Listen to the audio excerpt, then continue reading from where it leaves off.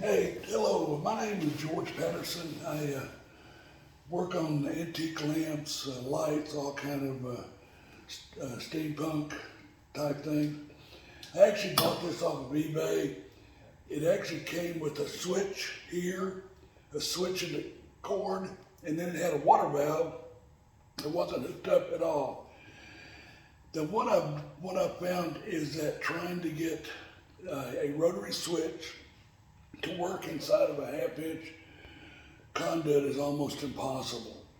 And so what I did is I take and I buy a rotary switch, and this rotary switch here can be bought from a number of different vendors, but it's got the small diameter, and it will actually fit up inside that 1/2 inch T.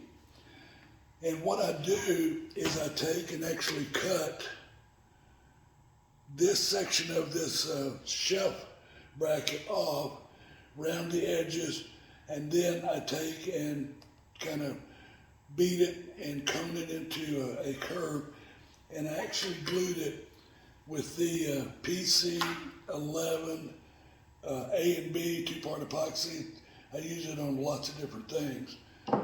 I glued that on there, and what I do is I use a piece of 1/2 inch plastic tubing to be able to take, and what it does is it gives it some ability to have some flexing, not have a problem there. Then once I do that and the tube is put on, then I take the shaft, cut it, grind this to where it'll take and fit inside the tubing. And then this here on the top part of the water valve, now what I did is just gutted it all out, and I went ahead and ground all of the threads for the internal part of the valve. Now this I had to take and shorten, so I ground this down, and so now this thing will actually set on there.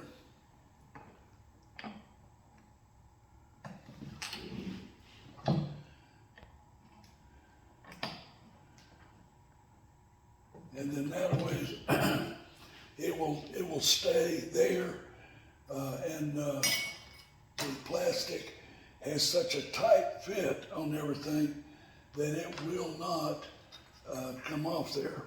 Now go ahead and put the little rubber on the inside to be able to take and hold that center line.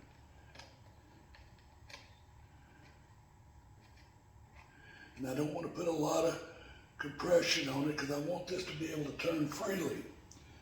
Then the water valve will sit there and rotate, and I don't know if you can hear that click or not.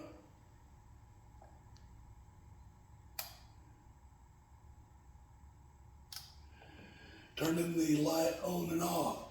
I will take and pick up this video in a second because I want to take and go ahead and get all of this put together, but I wanted to show everybody how that was done. Now this is a 20mm O-ring, and I just want to be able to take and allow this knot to load in on that rotary switch. So again, as I take and get everything put back together, then I will take and come back on and actually show you how it functions.